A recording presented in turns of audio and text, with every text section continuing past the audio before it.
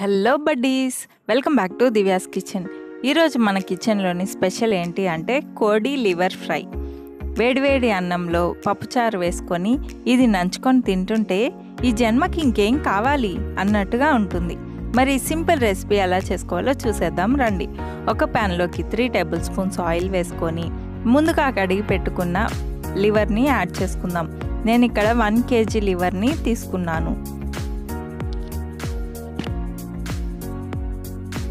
1/2 table spoon పసుపు, 2 table స్పూన్ల ఉప్పు వేసుకొని ప్రతి ముక్కకి పసుపు పట్టేలాగా బాగా కలిపి మూత పెట్టేసుకొని 5 నిమిషాల పాటు మీడియం ఫ్లేమ్లో ఉడికించుకుందాము. కందనకాయలు గట్టిగా ఉంటాయి కాబట్టి చిన్న పీసెస్గా కట్ చేసుకోండి, అప్పుడు త్వరగా ఉడికిపోతుంది.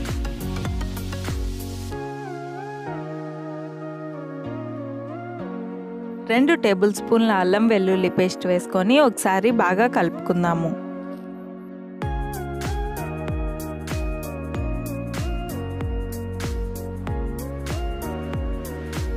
ఒక గుప్పెడు కరివేపాకు వేసుకొని కలుపుకోకుండా అలానే మూత పెట్టేసుకొని మరొక 2 నిమిషాల పాటు ఉడికించుకుందాము.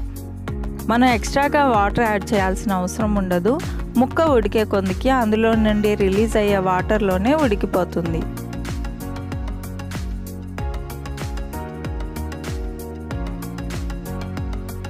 ఒక టేబుల్ స్పూన్ కారం, 2 టేబుల్ స్పూన్ల మసాలా కారం వేసుకొని బాగా కలుపుకుందాము.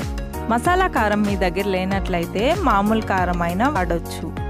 కారం వేసిన తర్వాత ఫ్లేమ్ని హైలో కానీ మీడియంలో కానీ అస్సలు పెట్టకండి, ఎందుకంటే కారం వేసిన తర్వాత నుంచి అడుగు అంటటం స్టార్ట్ అవుతుంది కాబట్టి లో ఫ్లేమ్లోనే ఉడికించుకుందాము. ఇలా ఆయిల్ అంతా పైకి తేలిన తర్వాత 1 టేబుల్ స్పూన్ గరం మసాలా వేసుకొని కలుపుకుందాము. ఆయిల్ పైకి తేలుతుంది అంటే మన ముక్క ఉడికినట్టే, లేదంటే మీరు ఒక చిన్న పీస్ తీసుకొని టేస్ట్ చేసైనా చూడొచ్చు. చివరిగా ఒక గుప్పెడు కొత్తిమీర తరుగు వేసుకొని బాగా కలిపి స్టవ్ ఆఫ్ చేసేసుకుందాము. అంతే అండి, చాలా ఈజీగా అయిపోయింది కదా. గుమగుమలాడుతూ నోరూరించే ఈ కందనకాయల ఫ్రై ఎలా ఉందో మీరు కూడా ట్రై చేసి నా కామెంట్స్లో తెలియచేయండి. మరి ఈ రెసిపీ మీకు నచ్చిందా? అయితే ఒక లైక్ కొట్టి మీ ఫ్రెండ్స్తో ఫ్యామిలీ మెంబర్స్తో షేర్ చేసుకోండి.